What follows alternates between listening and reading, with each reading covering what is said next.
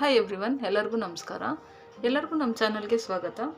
ನಾನಿವತ್ತು ಈ ಡೆಸರ್ಟ್ ಮಾಡ್ತಾ ಇದ್ದೀನಿ. ತುಂಬ ಸೂಪರಾಗಿರುತ್ತೆ. ಇದು ತುಂಬ ಸಿಂಪಲಾಗಿ ಮಾಡ್ಕೋಬೋದು ಮನೇಲಿರೋ ಇಂಗ್ರೀಡಿಯೆಂಟಲ್ಲೇ. ನೀವು ಇದನ್ನು ಯಾವಾಗಲೂ ಪಾಯಸ ಆಗ್ಬೋದು, ಬೇರೆ ನಮ್ಮ ಟ್ರೆಡಿಷ್ನಲ್ ಸ್ಟೈಲಲ್ಲೇ ಮಾಡಿ ಬೇಜಾರಾಗಿದ್ದರೆ, ಏನಾದರೂ ಮನೇಲಿ ಪಾರ್ಟಿ ಇತ್ತು ಇಲ್ಲ ಮಕ್ಳಿಗೆ ಏನಾದರೂ ಮಾಡಿಕೊಡ್ಬೇಕು ಅಂತ ಅನ್ನಿಸ್ದಾಗ ಬೇಗ ಈಸಿಯಾಗಿ ಮಾಡ್ಕೋಬೋದು. ತುಂಬ ಕಮ್ಮಿ ಇಂಗ್ರೀಡಿಯೆಂಟಲ್ಲೇ ತುಂಬ ಒಳ್ಳೆ ಟೇಸ್ಟ್ ಇರುತ್ತೆ ಇದು. ಇವಾಗ ನಾವು ಸ್ಟಾರ್ಟ್ ಮಾಡೋಣ. ಇದನ್ನ ನಾನಿಲ್ಲೊಂದು ಬೌಲ್ ತೊಗೊಂಡಿದ್ದೀನಿ. ಇದಕ್ಕೆ ಹಾಲು ಪುಡಿ ಹಾಕ್ಕೊಳ್ತಾ ಇದ್ದೀನಿ.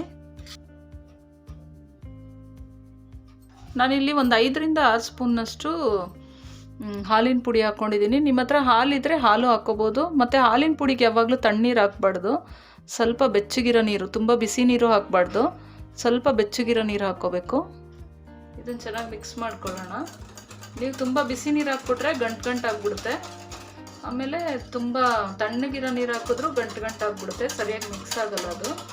ಸ್ವಲ್ಪ ಬೆಚ್ಚಗಿರೋ ನೀರು ಹಾಕಿ ಮಿಕ್ಸ್ ಮಾಡಿಕೊಂಡ್ರೆ ನೋಡಿ ಈ ಥರ ಹಾಲು ಥರ ಆಗುತ್ತೆ. ಹಾಲಿದ್ರೆ ಅರ್ಧ ಲೀಟ್ರ್ ಹಾಲು ತೊಗೊಳ್ಳಿ. ಮತ್ತು ಇದಕ್ಕೆ ಒಂದು 2 ಸ್ಪೂನ್ನಷ್ಟು ಕಾರ್ನ್ಫ್ಲೋರ್ ಹಾಕ್ಕೋಬೇಕು.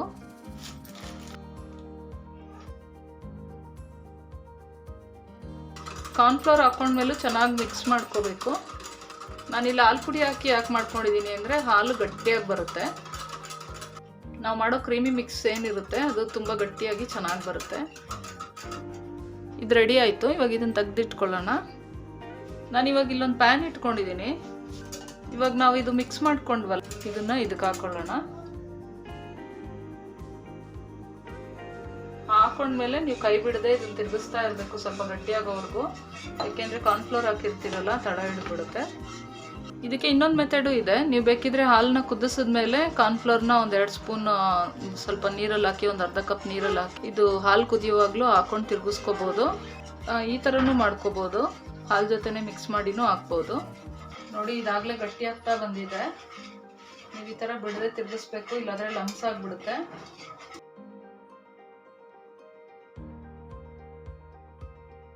ಈ ಕನ್ಸಿಸ್ಟೆನ್ಸಿ ಬರೋವರೆಗೂ ನಾವು ಕೈ ಬಿಡದೆ ತಿರುಗಿಸ್ಕೋಬೇಕು, ಇಲ್ಲಾಂದರೆ ಗಂಟಾಗ್ಬಿಡುತ್ತೆ. ಈ ಕನ್ಸಿಸ್ಟೆನ್ಸಿ ಬಂದಮೇಲೆ ನೀವು ಒಂದು 5 ನಿಮಿಷ ಬಿಟ್ಟರು ಪರವಾಗಿಲ್ಲ. ಇವಾಗ ಏನು ಗಂಟಾಗಲ್ಲ ಅದು. ಇನ್ನೊಂದು ಸ್ವಲ್ಪ ಗಟ್ಟಿ ಮಾಡ್ಕೊಳ್ಳೋಣ. ಈ ಕ್ರೀಮಿ ಮಿಕ್ಸ್ಗೆ ನಾನು ಸ್ವಲ್ಪ ಸಕ್ಕರೆ ಹಾಕ್ತಾ ಇದ್ದೀನಿ. 5ರಿಂದ 6 ಸ್ಪೂನಷ್ಟು ಬೇಕಾಗುತ್ತೆ ಇದಕ್ಕೆ. ಸಕ್ಕರೆ ನೋಡ್ಕೊಳ್ಳಿ, ನಿಮಗೆ ಸಿಹಿ ಜಾಸ್ತಿ ಕಡಿಮೆ ಮಾಡ್ಕೋಬೋದು. ಯಾಕೆಂದರೆ ಬಿಸ್ಕೆಟಲ್ಲೂ ಸಕ್ಕರೆ ಇರುತ್ತಲ್ವ, ನಾವು ಇದನ್ನು ಬಿಸ್ಕೆಟಲ್ಲೇ ಮಾಡ್ತಾ ಇರೋದ್ರಿಂದ ನೋಡಿ ಹಾಕ್ಕೊಳ್ಳಿ.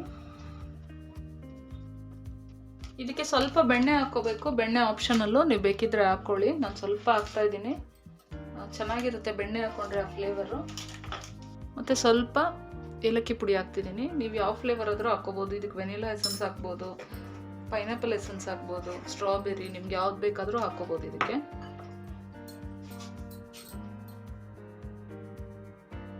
ನೋಡಿ ಈ ಕನ್ಸಿಸ್ಟೆನ್ಸಿಲಿದ್ದರೆ ಸಾಕು.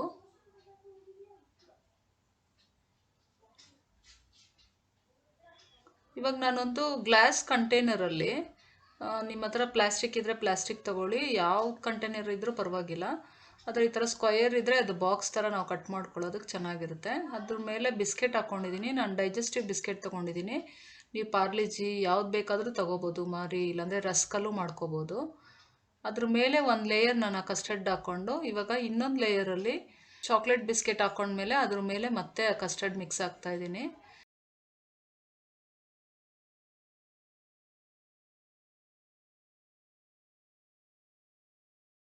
ಇದ್ರ ಮೇಲೆ ಡ್ರೈ ಫ್ರೂಟ್ಸ್ ಹಾಕ್ಕೊಳ್ಳೋಣ, ತುರಿದಿರೋದು. ಡ್ರೈ ಫ್ರೂಟ್ಸ್ ಇಲ್ಲಾಂದರೆ ನೀವು ಬೇರೆ ಏನು ಬೇಕಾದರೂ ಹಾಕ್ಕೋಬೋದು. ಡೆಸಿಕೇಟೆಡ್ ಕೋಕೋನಟ್ಟು ಹಾಕ್ಕೋಬೋದು.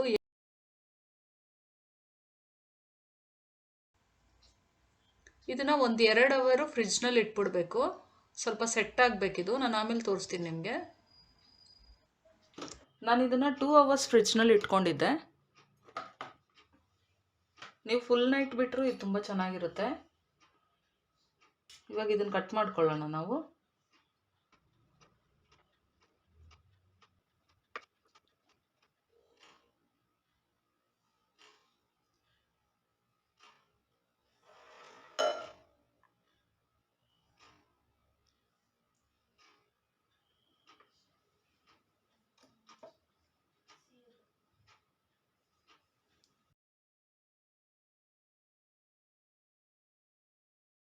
ನಿಮಗೆ ಸರಿಯಾಗಿ ಕಾಣಿಸ್ತಿಲ್ಲ ಅಂತೇಳಿ ನಾನು ಸ್ಪೂನಲ್ಲಿ ಎತ್ತಿ ತೋರಿಸ್ತಿದ್ದೀನಿ ಆ ಲೇಯರ್ನ.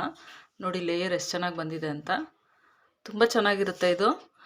ಮತ್ತು ಈಸಿಯಾಗಿ ಡೆಸರ್ಟ್ ಮಾಡ್ಕೋಬೋದು. ಮನೇಲಿ ಯಾರಾದರೂ ಗೆಸ್ಟ್ ಬಂದರು, ಇಲ್ಲಾಂದರೆ ಮಕ್ಕಳಿಗೆ ಏನೋ ಅರ್ಜೆಂಟಾಗಿ ಬೇಕಾಗಿತ್ತು. ಮತ್ತು ಇದಕ್ಕೆ ನಾವು ಯೂಸ್ ಮಾಡಿರೋ ಇಂಗ್ರೀಡಿಯೆಂಟು ತುಂಬ ಕಡಿಮೆ. ಕಾರ್ನ್ಫ್ಲೋರು ಬಿಸ್ಕೆಟ್ ಇದ್ದರೆ ಇದನ್ನು ನಾವು ಆರಾಮಾಗಿ ಮಾಡ್ಕೋಬೋದು.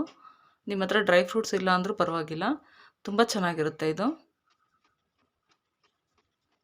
ಮತ್ತು ಇದು ಇನ್ನೊಂದು ವಿಷಯ ಏನು ಹೇಳಬೇಕು ಅಂದರೆ, ನಾವು ಬಿಸ್ಕೆಟ್ ಲೇಯರ್ ಹಾಕ್ಕೊಳ್ತೀವಲ್ಲ, ಹಾಕ್ಕೊಳ್ಳೋವಾಗ ನಿಮಗೆ ಬೇಕಿದ್ರೆ ಇದಕ್ಕೆ ಶುಗರ್ ಸಿರಪ್ಪು ಹಾಕೋಬೋದು. ಶುಗರ್ ಸಿರಪ್ ಬೇಡ ತುಂಬ ಸ್ವೀಟ್ ಆಗಿಬಿಡುತ್ತೆ ಅನ್ನೋರು ನಾನು ಶುಗರ್ ಸಿರಪ್ ಹಾಕೊಂಡಿಲ್ಲ. ನೀವು ಈ ಕಸ್ಟರ್ಡ್ ಮಾಡ್ಕೊತೀರಲ್ಲ, ಈ ಕಸ್ಟರ್ಡ್ ಮಾಡ್ಕೊಳ್ಳೋವಾಗಲೇ ಸ್ವಲ್ಪ ಬಿಸಿ ಇದ್ದಾಗಲೇ ಬಿಸ್ಕೆಟ್ ಮೇಲೆ ಲೇಯರ್ ಹಾಕೊಂಡ್ಬಿಡ್ಬೇಕು. ತಣ್ಣಗಾದ್ಮೇಲೆ ಹಾಕೊಂಡ್ರೆ ಏನಾಗುತ್ತೆ, ಆ ಬಿಸ್ಕೆಟ್ ಸರಿಯಾಗಿ ಸೋಕ್ ಆಗಲ್ಲ. ಸ್ವಲ್ಪ ಬಿಸಿ ಇದ್ದಂಗೆನೆ ಅದ್ರ ಮೇಲೆ ಹಾಕೊಂಡ್ರೆ ಆ ಬಿಸ್ಕೆಟ್ ಏನಿರುತ್ತೆ ಅದು ಚೆನ್ನಾಗಿ ಸೋಕ್ ಆಗಿ ನಮಗೆ ಸಾಫ್ಟಾಗಿ ಚೆನ್ನಾಗಿ ಬರುತ್ತೆ ಡೆಸರ್ಟು.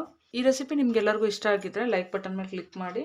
ನನ್ನ ಚಾನಲ್ ಇನ್ನೂ ಸಬ್ಸ್ಕ್ರೈಬ್ ಮಾಡ್ಕೊಂಡಿಲ್ಲ ಅಂದರೆ ಪ್ಲೀಸ್ ನನ್ನ ಚಾನಲ್ ಸಬ್ಸ್ಕ್ರೈಬ್ ಮಾಡ್ಕೊಳ್ಳಿ ಫ್ರೆಂಡ್ಸ್. ಮತ್ತೆ ಸಿಗೋಣ ಇನ್ನೊಂದು ಒಳ್ಳೆ ವಿಡಿಯೋ ಜೊತೆ. ಅಲ್ಲಿವರೆಗೂ ಟೇಕ್ ಕೇರ್. Thank you.